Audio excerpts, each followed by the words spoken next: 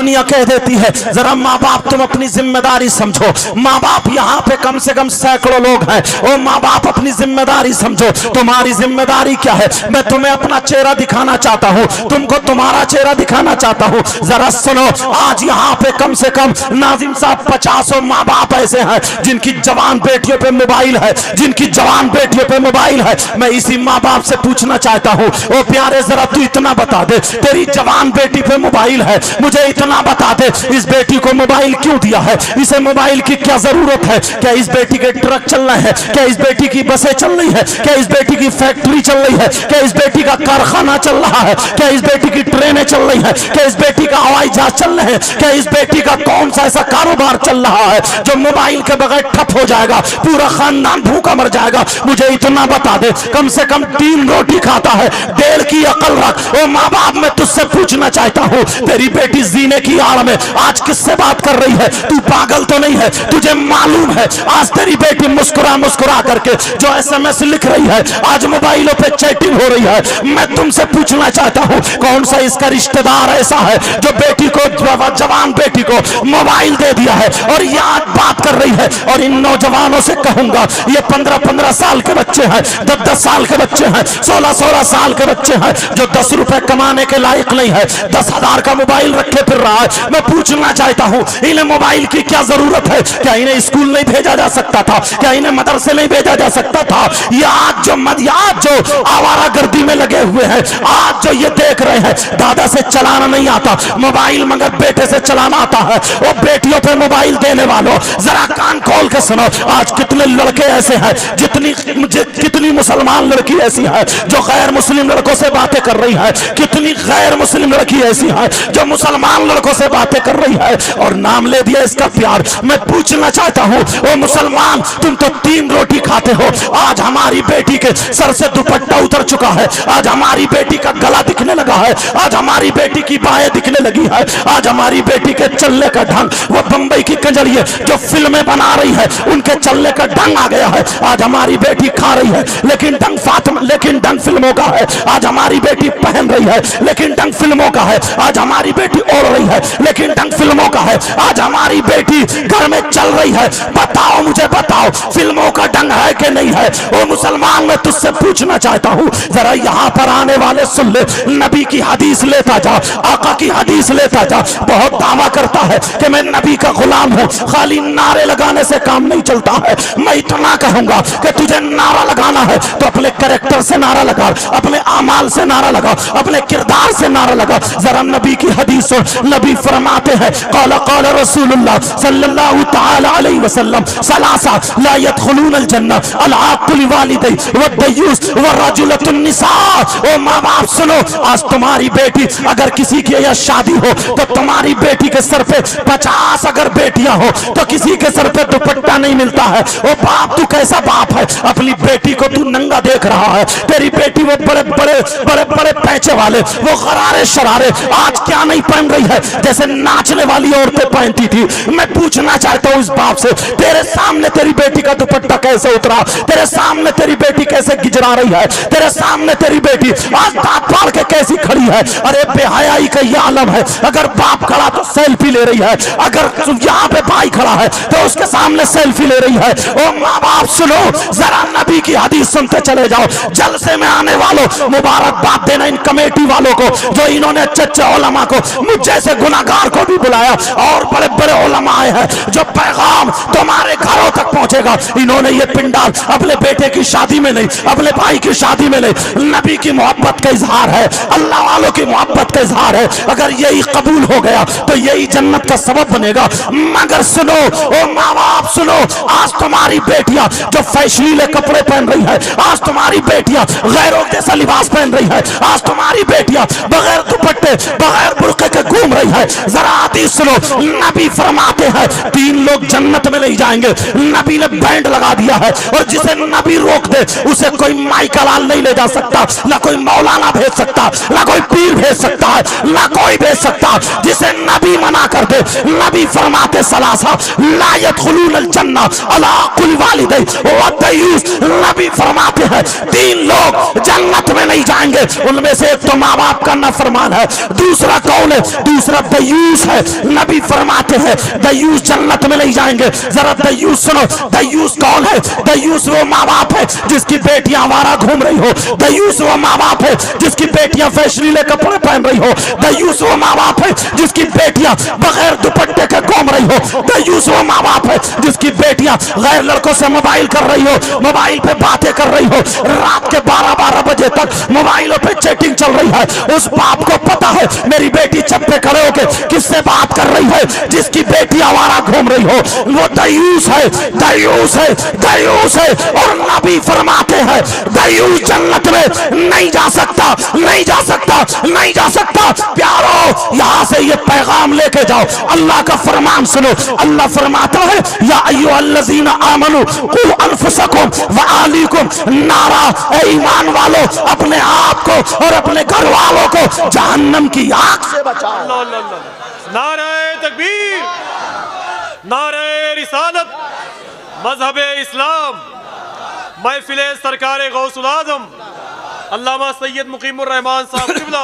वाह वाह, बहुत अच्छे। आज तमाशा बना के रख दिया है, बहुत अच्छे। आज खिलवाड़ बना के रख दिया है। आज लोग हम पे उंगलियां उठाते हैं कि देखो ये है बरेली के लोग। मैं पूरी जिम्मेदारी से कहता हूं, किसी बरेली आलिम ने क्या कहते हैं, पहले किसी मजार शरीफ पे देखा तो 50 औरतें बाल खोले झूम रही हैं, वो गुंडागर्दी चल रही है, वो मोबाइलों पे बातें चल रही हैं। 40-40 साल हो गए, 10-10 साल, इसका जादू नहीं कटा। अरे टाइम पे शादी करो, वक्त पे शादी करो। बेटी जवान हो जाए तो उसे शादी करो। बेटी को वो हाथ में चीज मत दो जिससे उसका नफ्स उभरे, जिससे वो बिगड़े। तुमने मोबाइल दे दिया है, तुम जानते हो। अरे बापों के दुश्मन कौन सा ऐसा बाप है जिसकी बेटी को उसने मोबाइल दिया है? किससे बात करेगी? कौन सा ऐसा रिश्तेदार है? 3 रोटी खाते हो, 1.5 की अकल रखो। अल्लाह के बंदो, मैं ये कह करके जाऊंगा, अगर माशरा सुधारना है तो अपनी बेटियों से मोबाइल ले लो। अगर इन्हें देना है तो दीनी किताब दे दो, अगर देना है तो इस्लामी किताब दे दो, अगर इन्हें पढ़वाना है तो कुरान शरीफ पढ़वाओ, अगर पढ़वाना है तो हदीस शरीफ पढ़वाओ, अगर पढ़वाना है तो सैयदा फातिमा की जिंदगी पढ़वाओ, हजरत खदीजा की जिंदगी पढ़वाओ, हजरत मैमूना की जिंदगी पढ़वाओ, हजरत सफिया की जिंदगी पढ़वाओ, गरीब नवाज की बेटी की जिंदगी पढ़वाओ, गौसे पाक की माँ उम्मुल खैर की जिंदगी पढ़वाओ। अरे पढ़वाना है तो सैयदा फातिमा की पूरी सीरत पढ़वाओ। यही बेटी अगर फातिमा की सीरत पढ़ेगी तो खुदा की कसम बेटी हमारी खाएगी लेकिन डंग फातिमा का होगा, पिएगी हमारी बेटी लेकिन डंग फातिमा का होगा, चलेगी हमारी बेटी लेकिन डंग फातिमा का होगा, पहनेगी हमारी बेटी लेकिन डंग फातिमा का होगा। यही बेटी अगर बाप के घर में हो तो बाप के लिए रहमत बनेगी, और अगर शौहर के घर में हो तो शौहर के लिए नेमत बनेगी, और जब माँ बने तो इसके कदमों के नीचे जन्नत होगी। खजानची साहब लगाइए माशाअल्लाह। वाह या रसूल अल्लाह, या रसूल अल्लाह।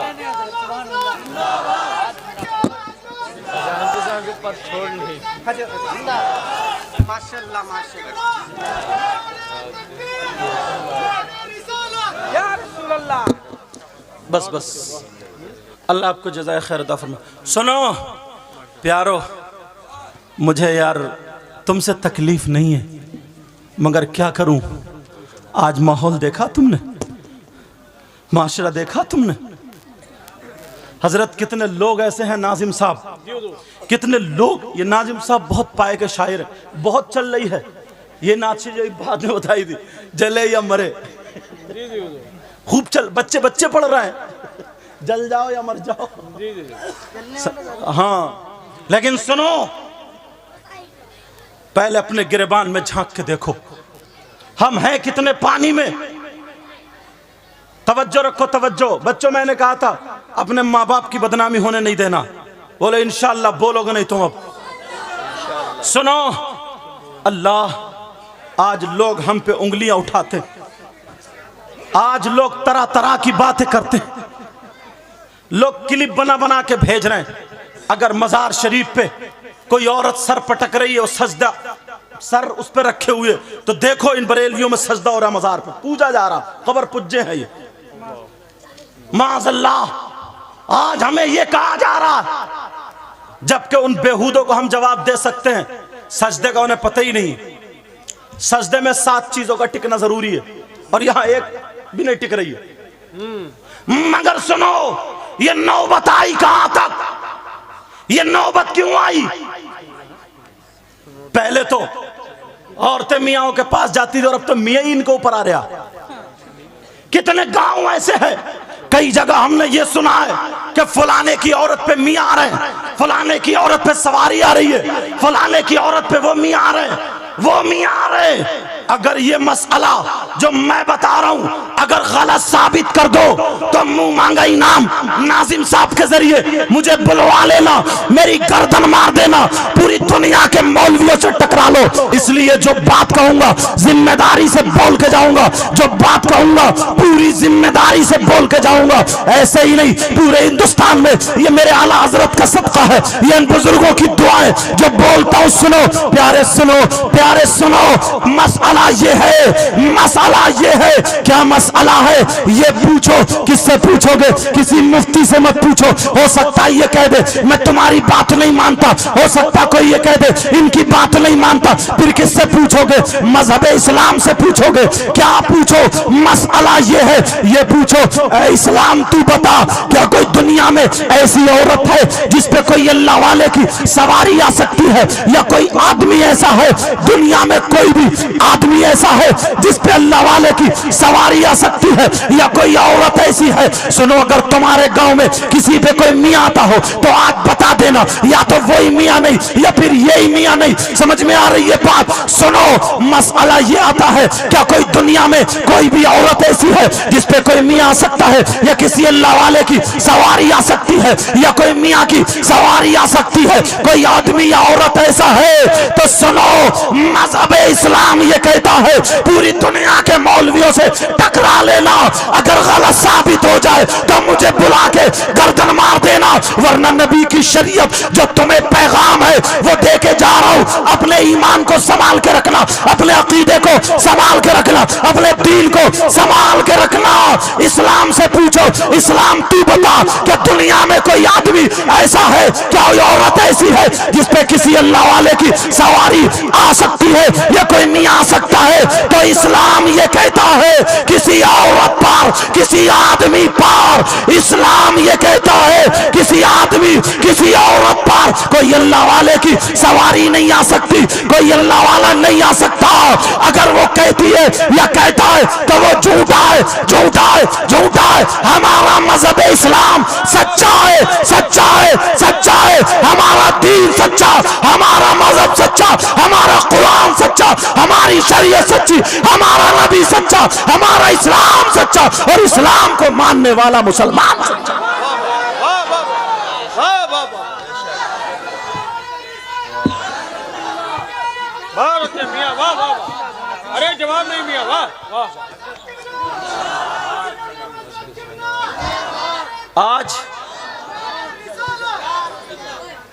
आज गुंडागर्दी मचा रखी है।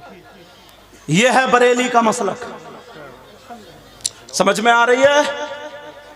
तवज्जो रखो। उनको मेरी बात बहुत बुरी लगती है जो ये नाटक करते हैं, मगर तुम जानते हो आज करबला के नाम पर, हुसैन पाक के नाम पे सब मचल जाते। मालूम है क्यों? करबला में हुसैन पाक क्यों गए थे? क्या उन्हें अपने बच्चे प्यारे नहीं थे? तुम्हें अपने बच्चे इतने प्यारे, तबीयत खराब है रो रो के फोन कर दो, सही साहब दुआ करियो, पेट में दर्द है। उन्हें अपने बच्चे प्यारे नहीं थे? क्यों गए थे? ये दिखा दिया था दुनिया वालों को। बात इतनी थी, यजीद ये कहता था हुसैन मेरे हाथ में हाथ दे दें, बैअत कर लें, सब बच जाएंगे। मगर हाथ में हाथ क्यों नहीं दिया? बैत क्यों नहीं की?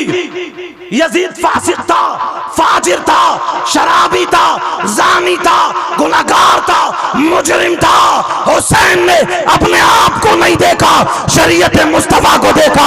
अगर हुसैन हाथ में हाथ दे देते तो दुनिया ये कहती नबी के नवासे ने हाथ दे दिया, तो हम भी दे सकते हैं। ढोल बजाने वालों से, बेनमाजियों से, शराब पीने वालों से, तेरी मेरी बहन बेटियों के साथ गलत हरकत करने वालों से हुसैन राजी नहीं हुए। करबला में अपने बच्चे दे दिए, अपने आप को दे दिया, दुनिया वालों को दिखा दिया। सुनो, हुसैन वो है जो अपने आप को दे सकता है मगर नाना के दीन को सौदा नहीं कर सकता। समझ में आ गई बात?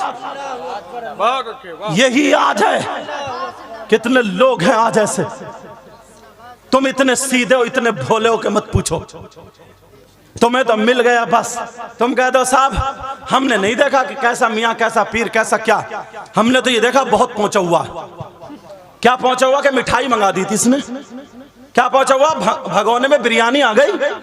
क्या पहुंचा हुआ इसने बता दिया तुम्हारी बीबी के पैर में दर्द है?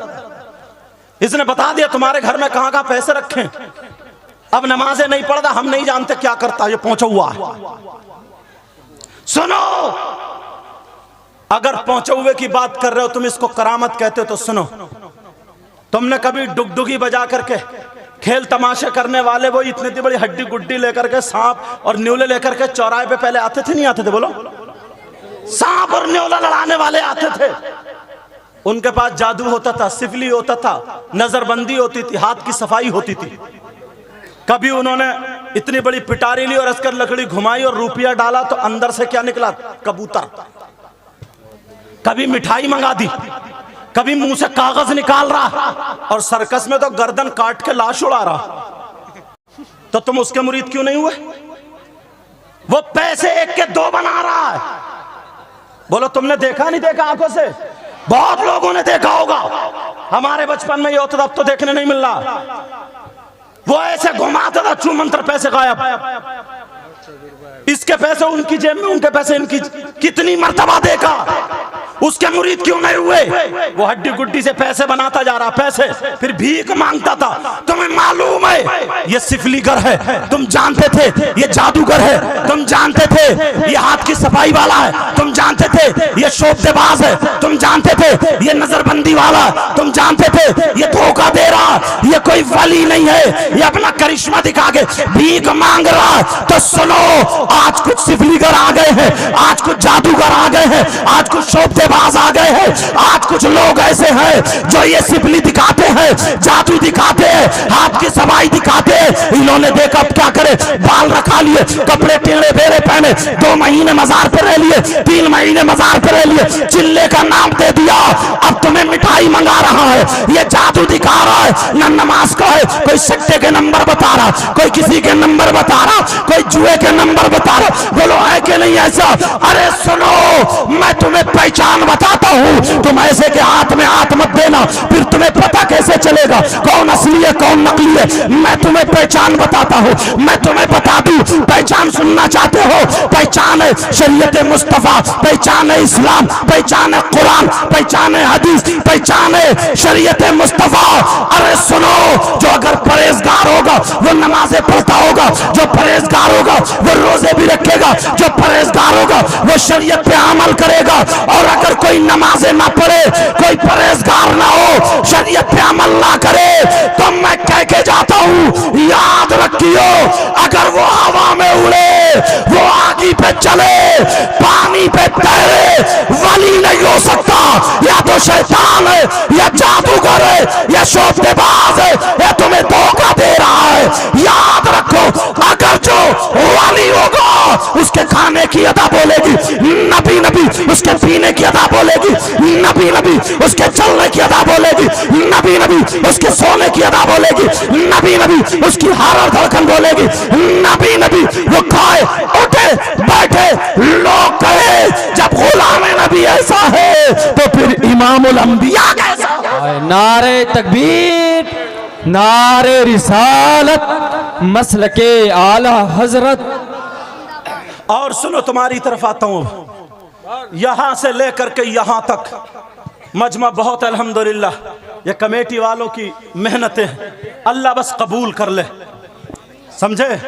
अभी तो मेरे बाद सैफ रजा कानपुरी और हसन रजा नौशाई और भी जो शोरा, इनका नंबर आएगा, नाजिम साहब बताएंगे कैसे कैसे क्या होगा, वो फहरिस्त उनके पास है। लेकिन सुनो, इस तरफ से लेकर के यहां तक, पूरे यहां तक बहुत सारे लोग हैं। तुमने किसी ने ऐसा शख्स देखा? कैसा? जिसका भाई, सगा भाई, कौन बोलो, सगा भाई, उसका इंतकाल हो चुका। अल्लाह, कितना गमजदा होगा। उसका भाई दुनिया से रुखसत हो चुका, सामने जनाजा रखा, बताओ आंसू निकलेंगे या नहीं? वो सगा भाई अगर उसका जनाजा रखा हो, नहला दिया, गुस्ल दे दिया, कफन पहना दिया, अब उसका सगा भाई उसका गोश्त नोच नोच के खाता हो, अपने मरे हुए भाई का गोश्त नोच नोच के खाता हुआ। आज तक तुमने किसी ने कोई शख्स देखा ऐसा? बोलो देखा नहीं देखा? नहीं देखा। मगर प्यारे, मैं बताता हूं, तुम लोग उलमा को सुना करो, हदीस कुरान पढ़ा करो। हाँ, तुम लोगों में भी, तुम लोगों में, आप लोगों में 50% लोग ऐसे हैं, 50% जो अपने मरे हुए भाई का गोश्त खाने जैसा। आप कहेंगे कौन हजरत, कैसी बात कर रहे हैं? मैंने पहले कहा था दलील दूंगा या तो हदीस से या कुरान से। तवज्जो रखना, कौन है वो जो अपने मरे हुए भाई का गोश्त खाता हो? कितना बुरा होगा, या बहन कोई ऐसी हो। औरतों में तो 70% है, हंसने की बात नहीं है। तुमने कभी देखा? मर्दों में 50% और ज्यादा होंगे। कितना नीच इंसान होगा वो यार, कितना बुरा इंसान होगा जो अपने मरे हुए भाई का गोश्त खाता हो।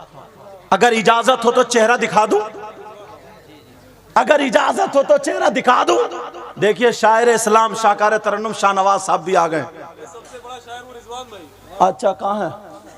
अरे माशाल्लाह, अल्लाह बरकत अता फरमाए। रिजवान भाई भी आ गए।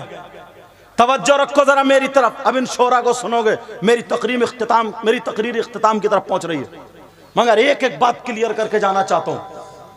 समझ में आ रही है? बोलो अल्हम्दुलिल्लाह। बोलो कौन है ऐसा जो अपने मरे हुए भाई का गोश्त खाता हो? बोलो चेहरा दिखा दूं? सुनना चाह रहे हो?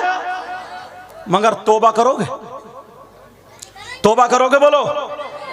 अरे कोई ऐसा है जो अपने मरे हुए भाई का गोश्त खा सकता? कोई नहीं खा सकता। मगर मैं बताता हूं, सुनो, कुरान पढ़ा करो। तुम कुरान कहां पढ़ोगे? तुम्हें फुर्सत ही कहां मिलती। पहले लोग नमाज पढ़ने के बाद, सलाम फेरने के बाद तस्बीह निकालते थे जेब में से या मुसल्ले के नीचे से, तस्बीह पढ़ते थे, कुरान उठाते थे, मस्जिद में कुरान पढ़ते थे। और अब तो मोबाइल निकालेगा जेब में से और देखे कोई SMS तो नहीं आया, कोई कॉल तो नहीं आई है। सलाम फेरते ही मोबाइल पे। ध्यान कहां है? किधर है? तवज्जो कहां है? हो क्या गया? सुनो, कौन है वो जो अपने मरे हुए भाई का गोश्त खाता हो? अल्लाह फरमाता, कितने लोग ऐसे हैं जो एक दूसरे की गीबत करते हैं, कितने लोग ऐसे हैं जो चुगली करते हैं, पीठ पीछे बुराई करते हैं। और अब तो हम मौलाना लोगों में भी ये बला फैल गई है। अल्लाह मुझे भी हिदायत नसीब फरमाए। किसी शायर को मुद्दा बनाए उसकी बुराई। सुनो, कौन है वो जो मरे हुए भाई का गोश्त खाने जैसा हो? कितने लोग ऐसे हैं जो गीबत करते हैं, जो चुगली करते हैं, जो बुराई करते हैं, पीठ पीछे बुराई करते हैं। कोई चौराहे पे बुराई कर रहा, होटलों पे खड़े होकर बुराई कर रहा, मौका मिला तो बुराई कर दी। नमाज पढ़ के मस्जिद के गेट पे तेरी बुराई मेरी बुराई, ईदगाह से ईद की नमाज पढ़ के तेरी बुराई मेरी बुराई। मगर प्यारे सुन ले, अल्लाह फरमाता है, मैं कुरान की आयत पढ़ने जा रहा हूं। अल्लाह फरमाता है, बिस्मिल्लाह बिस्मिल्लाहिर्रहमानिर्रहीम वला यग़तब बादुकुम बादा अयुहिब्बु अहदुकुम अन याकुला लहमा अखीही मैतन फकरितमू। कुरान का फरमान है, अपने घर जाकर के इसका तर्जमा देख लेना। अल्लाह कहता है अगर कोई आपस में एक दूसरे की गीबत करता है, एक दूसरे की चुगली करता है, पीठ पीछे बुराई करता है, तो मेरा मौला फरमाता है गीबत करने वाला, चुगली करने वाला, पीठ पीछे बुराई करने वाला, गीबत करने वाला ऐसा है जैसे मरे हुए भाई का गोश्त खाने वाला। पूरी दुनिया गलत हो सकती है मगर अल्लाह का कलाम गलत नहीं हो सकता। प्यारे कुरान का एक एक लफ्ज सच्चा है। कुरान कहता है गीबत करने वाला ऐसा है जैसे मरे हुए भाई का गोश्त खाने वाला, चुगली करने वाला ऐसा है जैसे मरे हुए भाई का गोश्त खाने वाला। आज के बाद तुम्हें किसी की गीबत नहीं करनी, आज के बाद तुम्हें किसी की चुगली नहीं करनी, आज के बाद किसी की पीठ पीछे बुराई नहीं करनी। अपनी जबान को बंद करना। बैठो बैठो, क्या हो रहा है? बैठो बैठो, माशाल्लाह, बैठिए भाई भाई भाई। अच्छा बैठिए। अरे यार इतना डर गए आप आए, इतनी लंबी तकरीर आपने सुनी उसके बावजूद भी ये हाल है। बैठो भाई भाई भाई, बैठो बैठो यार। बैठिए आप लोग, तशरीफ रखिए, फौरन आगे वाले बैठ जाओ। बेटा बैठो बैठो, बैठ जाओ बैठ जाओ बैठ जाओ बैठ जाओ बेटा बैठो। बारिश है बता दीजिए। मैं गुजारिश कर रहा हूँ, एक मिनट भाई भाई, अगर सब बोलेंगे तो मिलकर कई आवाजें हो जाएंगी, फिर परेशान हो जाएंगे आप। मैं गुजारिश कर रहा हूँ कि थोड़ी बहुत बूंदाबांदी है, खुदा के वास्ते बैठ जाएं आप यार, और यहाँ बैठ करके ये ऐलान करें आप कि ज़मी फलक महो अख्तर हुसैन वाले हैं, ये कायनात के मंजर हुसैन वाले हैं। हवा से कह दो कि आ जाए आंधियां लेकर, मेरे चिराग के तेवर हुसैन वाले यार। तो इतनी मजबूती के साथ हुसैनी बन के बैठे हुए हो और बूंदाबांदी से आप भागते हो यार। आए अल्लाह की रहमत से भागना चाहिए क्या? बैठिए फौरन बैठ जाओ बेटा, बैठ जाओ। अरे इतनी शानदार तकरीर हो रही थी, क्यों बिला वजह आप लोग खड़े हो गए यार? बैठिए, तशरीफ रखिए फौरन। ए बैठो बैठो, जब बहुत ज्यादा बारिश होगी सबसे पहले मैं भागूंगा इंशाल्लाह। हाँ लेकिन बैठो तो अभी यार, बैठो। ए इसको बैठो, इसको। ए बाबू ए बैठो यार ना। ए भैया बैठो।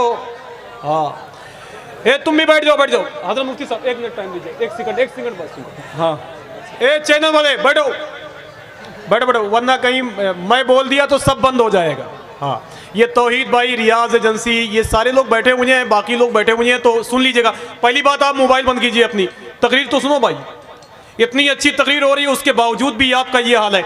अगर एक आदमी भी उठकर गया तो समझो उसकी खैरियत नहीं है। जहां हजरत तकरीर करना जानते हैं, वहां जहां के हालात खराब हो वहां मार भी कर लेते हैं। हाँ तो सुनो अब तकरीर माशाल्लाह। हाँ मियाँ करम फरमाए, नारा लगा दूं, नारे तकबीर। और मिलके बोलो, जैसे भी भाग रहे थे ऐसे ही बोलो, नारे तकबीर, नारे रिसालत, मसलके आला हजरत, महफिल सरकार गौसुल आजम अल्लामा सैयद मुकीमुर रहमान साहब क़िबला। हाँ तू पैसा लेके आ। कलमा शरीफ पढ़िए सब लोग, कलमा शरीफ पढ़ें। ला इलाहा इल्लल्लाहु मुहम्मदुर रसूलुल्लाह सल्लल्लाहु ताला अलैहि वसल्लम। और पढ़िए एक मरतबा, ला इलाहा इल्लल्लाहु मुहम्मदुर रसूलुल्लाह सल्लल्लाहु ताला अलैहि वसल्लम। बुजुर्गों को ताक पसंद है। और पढ़िए, ला इलाहा इल्लल्लाहु मुहम्मदुर रसूलुल्लाह सल्लल्लाहु ताला अलैहि वसल्लम। अल्लाह का फरमान, जो गीबत करता है, जो चुगली करता है, जो पीठ पीछे बुराई करता है, अल्लाह फरमाता गीबत करने वाला, चुगली करने वाला ऐसा है जैसे मरे हुए भाई का गोश्त खाने वाला। आज के बाद कोई गीबत करेगा क्या? अबुल लैस समरकंदी लिखते हैं कि दो औरतें नबी की बारगाह में गईं। दो औरतें नबी की बारगाह में अपने मसाइल पूछने गईं।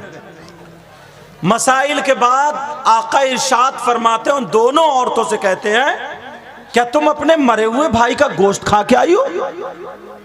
दोनों औरतें उनकी आंखों में नींद, उनकी आंखों में आंसू आ गए और कहने लगी, आका हमने गोश्त नहीं खाया। बस आखिरी जुमले सुन ले, फिर उसके बाद शोर था क्योंकि बारिश भी आ गई।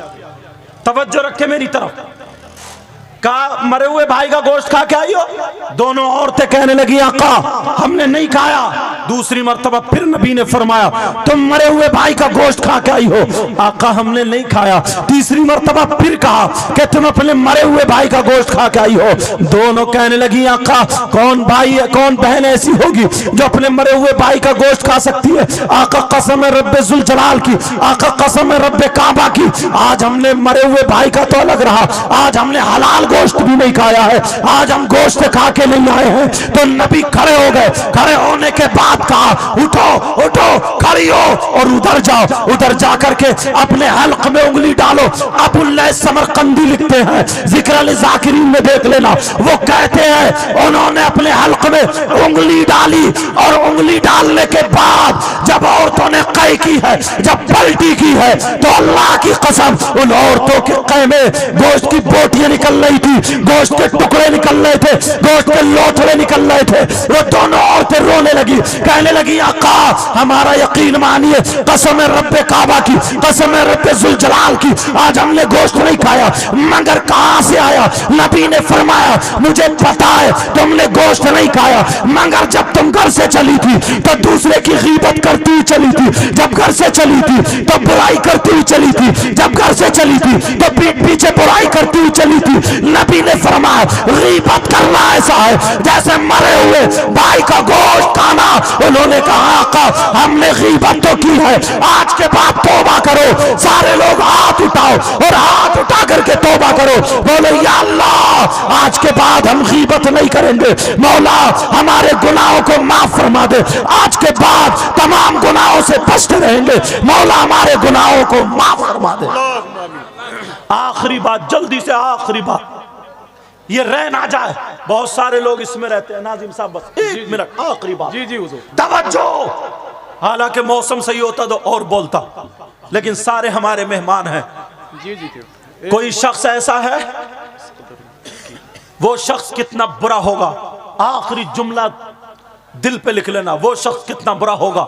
मेरी बहनें बैठी हैं मगर बोलना जरूरी है, जो अपनी मां पे गलत नजर रखता हो, जो मां के साथ जिना करने जैसा हो। कौन है वो जो अपनी मां के साथ गलत हरकत करे, जो मां पे गलत नजर रखे? जिस मां ने 9 महीने पेट में रखा, इससे ज्यादा जलील हो सकता है?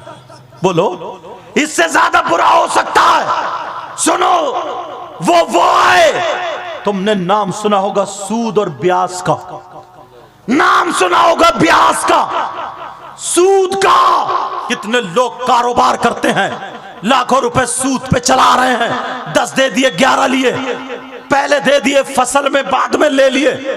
सूद का कारोबार करने वालों, सूद और ब्याज खाने वालों, नबी फरमाते हैं, आका फरमाते हैं, सूद का जो गुनाह होता है, इस गुनाह के 70 दर्जे हैं। एक हदीस में 73 का जिक्र भी आया है, मगर आका फरमाते हैं, जो सूद लेता देता है, जो सूद खाता और खिलाता है, आका का फरमान सुनो, इस सूद का जो गुनाह है, उस गुनाह के 70 दर्जे हैं। इतना बड़ा दर्जा, इतना बड़ा, इतना बड़ा, तमाम दराजात में 70, जितने भी ये 70 दर्जे हैं, इन 70 दराजात में सबसे छोटा वाला दर्जा जो है, तमाम दर्जों को इकट्ठा करो, सबसे छोटा वाला दर्जा जो है, नबी फरमाते हैं, उसका गुनाह ऐसा है, उसका पाप ऐसा है, उसका अज़ाब ऐसा है जैसे सगे बेटे का मां के साथ जिना करना, सगे बेटे का मां के साथ मुंह काला करना। प्यारे, आज के बाद सूद का कोई लुकमा ना आ जाए। कितने लोग जुआ खेलते हैं, कितने लोग सट्टा खेलते हैं, कितने लोग लोगों को पैसे हड़प लेते हैं, कितने लोग लोगों को पैसे मार लेते हैं, कितने लोग लोगों का हक मार लेते हैं, कितने लोग गरीबों को सताते हैं, कितने लोग जिसके ले लिए दिए ही नहीं, कितने लोग जमीनें दबा ली। ये जलसा तुम्हारे लिए ऐसा हो जाए आए कि एक रात का मदरसा बन जाए। यहाँ आए थे तो गुनाहगार थे, जब यहाँ से गए तो तौबा करके गए थे। कितने लोग शराब पीते हैं, कोई पेशाब नहीं पी सकता।